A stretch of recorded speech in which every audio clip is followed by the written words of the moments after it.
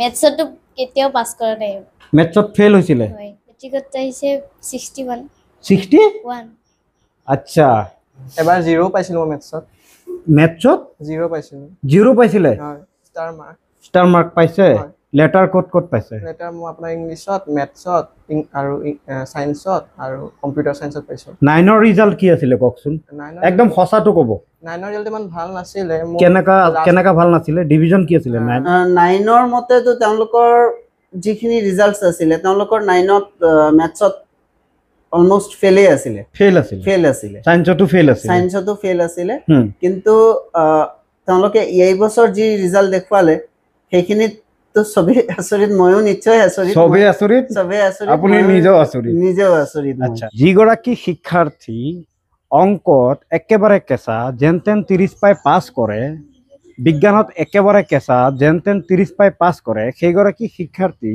যদি হাইস্কুল শিক্ষান্ত পৰীক্ষাত 60-70 এনেকা নাম্বাৰ পাই পাছ কৰে তেতিয়ালে আপুনি কি বুলি ক'ব সেই ৰিজাল্টক নিশ্চয় আপুনি ক'ব অসম্ভৱ গাঁৱৰ মানুহো বিশ্বাস নকৰিব যে এইটো নাম্বাৰ কেনেকৈ পালে ইটো একদম কেঁচা এগৰাকী শিক্ষাৰ্থীটো একদম কেঁচা তাই লেটাৰ কেনেকৈ মাৰিলে ষ্টাৰ মাৰ্ক কেনেকৈ পালে ফাৰ্ষ্ট ডিভিজন কেনেকৈ পালে বা সেকেন্ড ডিভিজনে বা কেনেকৈ পালে ফেল কৰা ষ্টুডেণ্ট যদি সেকেন্ড ডিভিজনো পায় ফেল কৰাৰ সম্ভাৱনা থকা ষ্টুডেণ্ট যদি ফাৰ্ষ্ট ডিভিজন পায় ফেল কৰাৰ সম্ভাৱনা থকা ষ্টুডেণ্ট যদি ষ্টাৰ মাৰ্ক পায় আপুনি কি বুলি ভাবিব আপুনিতো আচৰিত হ'বই গাঁৱৰ মানুহো আচৰিত হ'ব ঠিক ময়ো তেনেকৈ আচৰিত মই মোৰ নিজৰ অঞ্চলত ভিডিঅ' বনাই আছোঁ এনে উপস্থাপন মই আগত কেতিয়াও বনোৱা নাই নমস্কাৰ মই আজিজুৰ ৰহমান আপোনালোকে চাইছে খবৰ ইত্যাদি শিক্ষাৰ এটি উপস্থাপন মই লৈ আহিছোঁ শিক্ষাৰ্থীসকলৰ সৈতে ৰিজাল্টৰ এটি উপস্থাপন ফলাফলৰ এটি উপস্থাপন আহক দেখুৱাই আছোঁ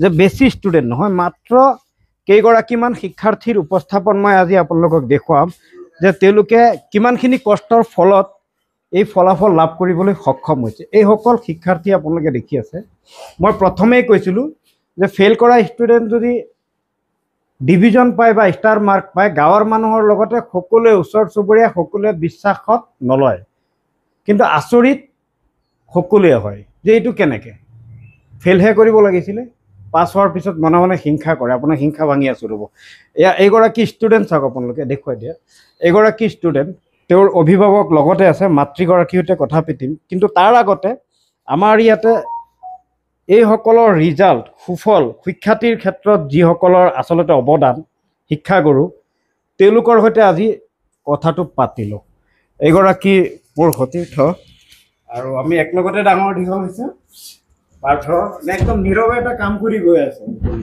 ভাল লাগি আছে মই জনা নাছিলোঁ যে আপুনি এই কাম কৰিব ধন্যবাদ যেহেতু শিক্ষাৰ্থীসকল মোৰো অঞ্চলৰ মোৰোতো বিশ্বাস হোৱা নাই যে তেওঁলোকে ফাৰ্ষ্ট ডিভিজন কেনেকৈ পায় মানুহে নকৰা বস্তু বা নজনা বস্তু একোৱেই নাই সেইটো প্ৰমাণ কৰি দেখুৱালে এইসকলে হয় আৰু আমিও নিশ্চিতভাৱে বহুত উৎফুল্লিত তেওঁলোকৰ ৰিজাল্টত আমিও সুখী মানে আছিলে কোনটো পৰ্যায় আপোনাৰ পৰা জানিব বিচাৰিম প্ৰথমে আপোনাৰ শুভ নাম জনাব মই নমস্কাৰ মই পাৰ্থপ্ৰতিম দেৱৰয় আৰু আপোনাৰ ইনষ্টিটিউট মোৰ scholar academic coaching centre Thelamara জয়গুৰু মন্দিৰৰ ওচৰত অৱস্থিত কেইগৰাকী শিক্ষাৰ্থী আপুনি লৈছিলে মই এই বছৰ একদম কমেই লৈছিলোঁ আমি মুঠে 10 জন মান লৈছিলোঁ আমি 10 জনক চ্যালেঞ্জ কৰিছে চ্যালেঞ্জ কৰাৰ নিচিনা আমি 10 জনক চ্যালেঞ্জ কৰি লৈছে বেছি লোৱা নাই 10 গৰাকী শিক্ষাৰ্থীক তেওঁলোকে বাছি লৈছিলে 10 গৰাকীৰ ভিতৰত 10 গৰাকীয়ে ভাল ৰিজাল্ট কৰিছে ক্লিয়াৰ কৰিছে গোটেইখিনিয়ে কিন্তু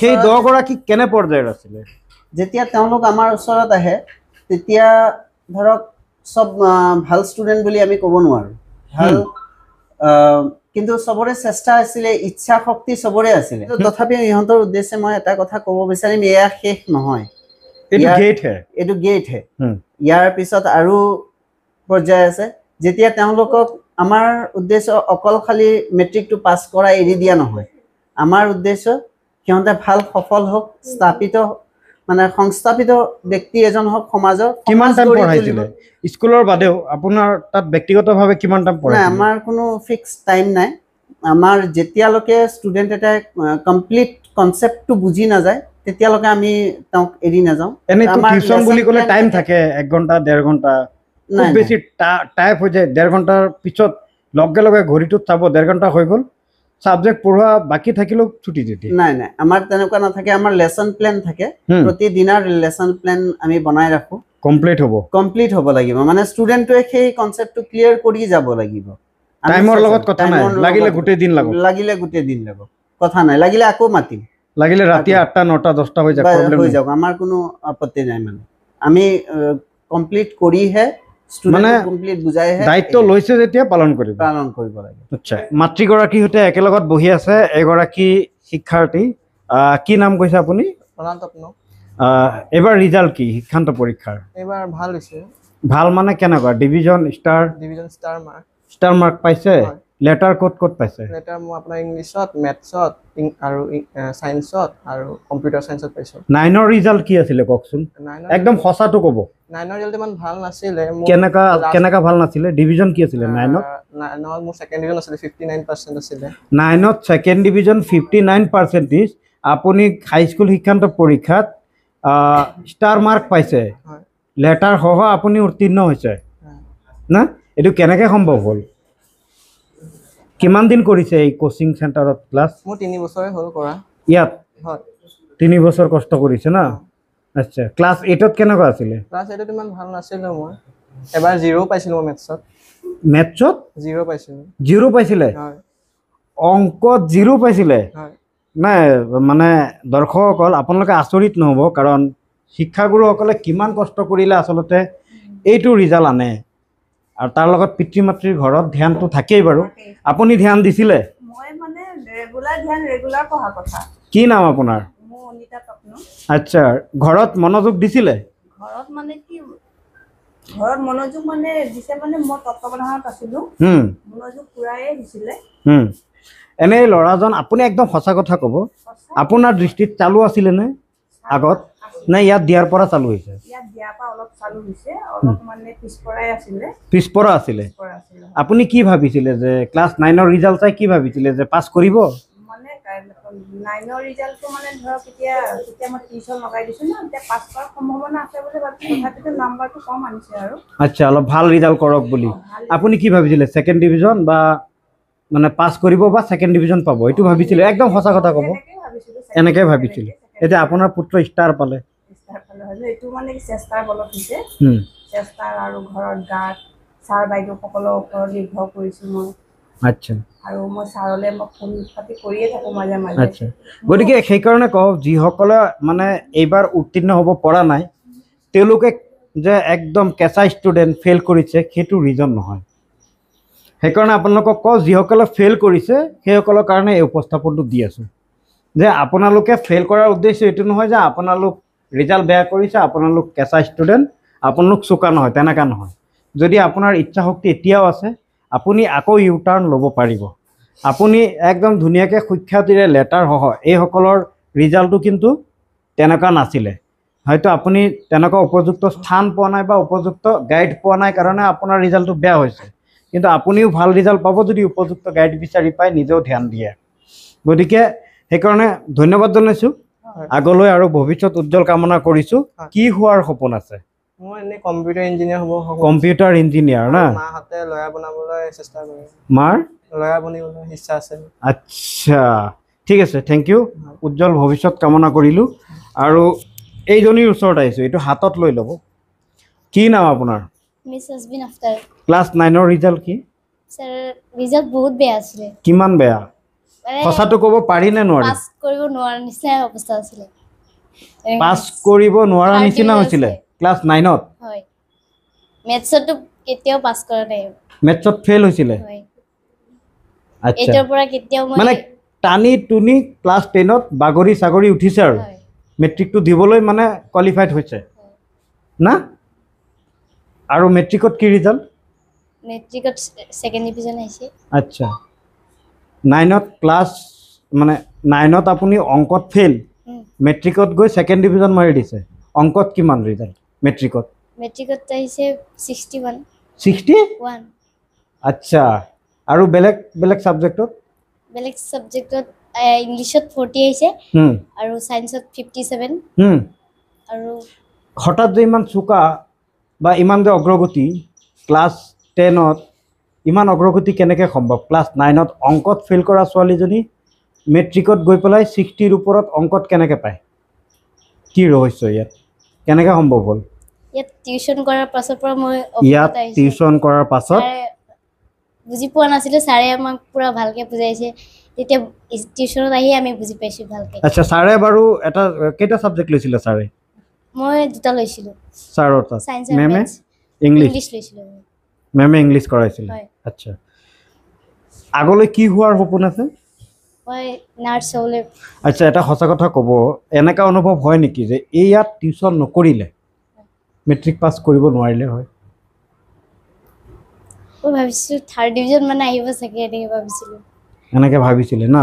অংকত যে ফেইল কৰিছিলে, হয়। যদি টিউশ্যন নকৰিলে হয়, অংকৰ সূত্ৰবিলাক যদি আপুনি A to Z গম নাপালে হয়, তেতিয়া আপুনি পালে হয়? পাছ কৰিব পাৰিলে হয়? নোৱাৰিলোঁ হয়। নোৱাৰিলে হয় না? আমি তাইক দি দিয়ক মাইকটো। কি নাম আপোনাৰ? সাবিনা খাতুন। অলপ ওচৰত লৈ লওক। কি নাম? সাবিনা খাতুন। 9ৰ ৰিজাল্ট কি? 9ৰ ৰিজাল্ট বহুত বেয়া আছিলে। কেনেকুৱা বেয়া? 3rd ডিভিজনতকৈ বহুত মানে। 3rd ডিভিজন আছিলে। ফেইল কৰিছিলে কোনোবা ছাবজেক্টত 9ত? হয়। কিহত? মেথছত আৰু ইংলিছত। অংকত আৰু ইংৰাজীত ফেইল কৰিছিলে? হয়। আচ্ছা, এইবাৰতো মেট্ৰিক দিছে, হয়।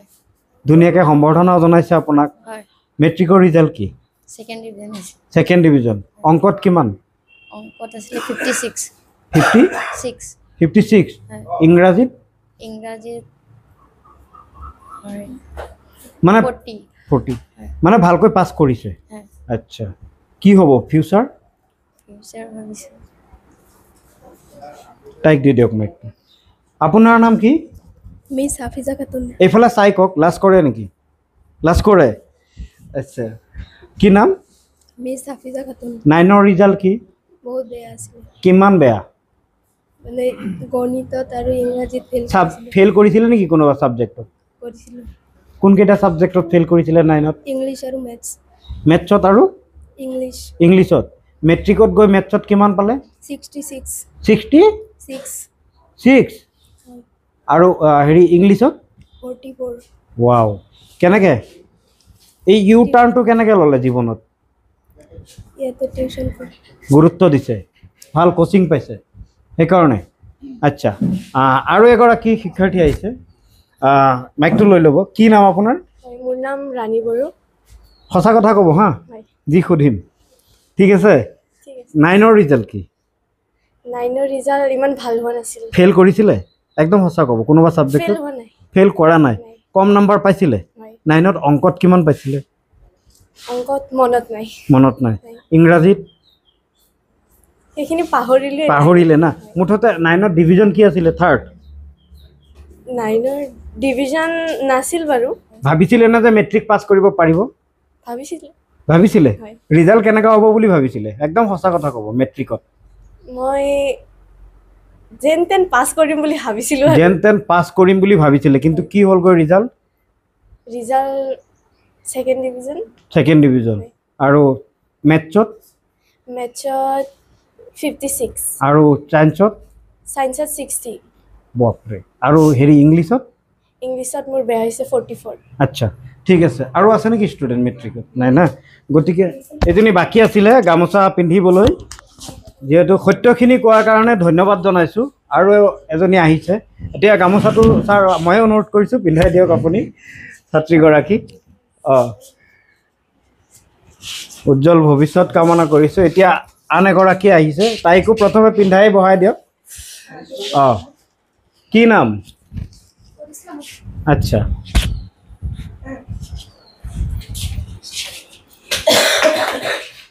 মানে শিক্ষকসকলেও বাচিছে, মানে পাছ কৰিব পৰা সম্ভাৱনাই নাই, সেইখিনিক পাৰ কৰাই দিছে। আপুনি মাইকটো মুখৰ ওচৰত ল'ব। কি নাম? কৰিশ্মা খাতুন। ইয়াত অহাৰ আগত আপোনাৰ অৱস্থা কেনেকুৱা আছিলে? পৰ্যায়টো কেনেকুৱা আছিলে? বেয়া আছিলে। বেয়া আছিলে? পাছ কৰিব পাৰিম বুলি ভাবিছিলে?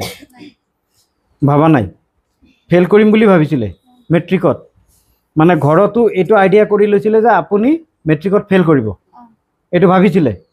কিন্তু পিতৃ মাতৃয়েতো চেষ্টা কৰিবই ন, আৰু এওঁলোকক কোৱাৰ পিছতে আপুনি ভাল ৰিজাল্ট কৰিব পাৰিছে, এইটো ক'ব বিচাৰিছে আপুনি কেমেৰাত, হয়নে?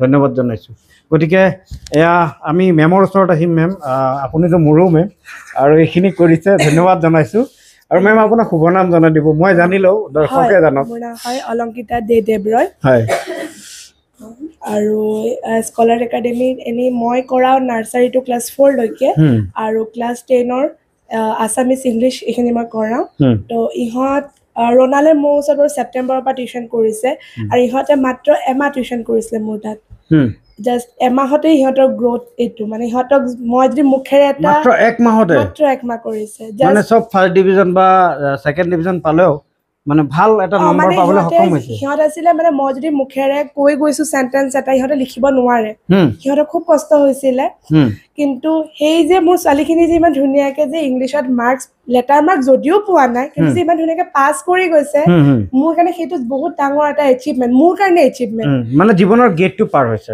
গেটটো পাৰ কৰিছে প্ৰথম এটা গেট এটা ধাপ আগুৱাইছে গেটটো আগুৱাই গৈছে আৰু সিহঁতলে মানে মোৰ শুভেচ্ছা আশীৰ্বাদ সিহঁতে যদি নিজৰ পিছৰ লাইফখিনি ধুনীয়াকৈ এনেকৈ আগবাঢ়ি যাব পাৰে মানে ইমান আপোনালোকে ষ্টুডেণ্ট নলয় খুব কম ষ্টুডেণ্টৰ মাজতে সীমিত কৰে মানে যাতে তেওঁলোকে ভালদৰে অগ্ৰগতি কঢ়িয়াই আনিব পাৰে তাৰ প্ৰতি লক্ষ্য ৰাখে গতিকে এইটোৱে ৰুম আছিলে আপোনালোকৰ হয় এই ৰুমতে আমাৰ ক্লাছেছ হৈ আছিলে এইটো ৰুমৰ পৰাই ক্লাছ কৰাই এইটো চাওক আপোনালোকে এটা ডেস্ক বেঞ্চত বহি তেওঁলোকে এনেধৰণে ৰিজাল্ট পাবলৈ সক্ষম হৈছে আৰু এইসকল আছিলে টিউশ্যনৰ শিক্ষাগুৰু গতিকে বাইদেউতো মোৰো নিজৰো শিক্ষাগুৰু এতিয়াও আছেই বাৰু কলেজত প্ৰফেচাৰ পঢ়াই আছে আমাক বাৰু আৰু শেষত কি ক'ব আপুনিতো উল্টা পুল্টা লগাই দিলে কি ক'ব ইমান ধুনীয়া এটা ৰিজাল্ট মানে এইটো মই যি ৰিজাল্ট দেখিছোঁ এইসকলৰ বহুতে ষ্টাৰ কৰিছে বহুতে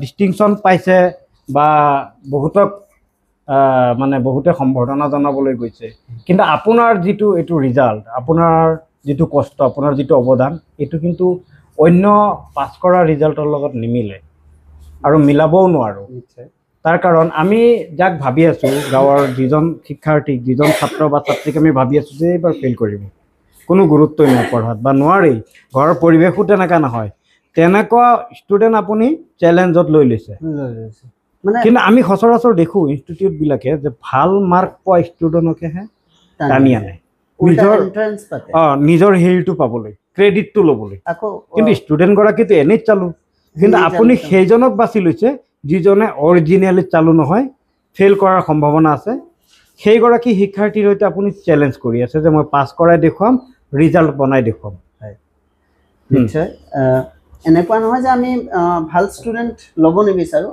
আমিও ল'ব বিচাৰোঁ আমাৰ তাতো আহক তেওঁলোকেও ৱেলকাম তেওঁলোকে যদি 80 পাই আছে আমাৰ টাৰ্গেট হ'ব তেওঁলোকক 100 পোৱা মানে সেই কসকল যিসকলে সেইটো পৰ্যায়ত যিসকলে এতিয়া 60 আছে পাৰ্চেণ্টেজ 60ত আছে সেইসকল আপোনাৰ তাত আহিলেতো আৰামছে দেখোন মানে 99 95 এনেকাত পাই যাব আশা কৰোঁ তেনেকুৱাই আৰু আমাৰ চেষ্টা সদায় থাকিব যে আমি ভাল নাগৰিক ভাল মানুহ ভাল ব্যক্তি মানে কৰি গৈ থাকিব পাৰোঁ যাতে গঢ়ি গৈ থাকিব পাৰোঁ যাতে সমাজখনক তেওঁলোকে সমাজ সেৱা কৰিব পাৰে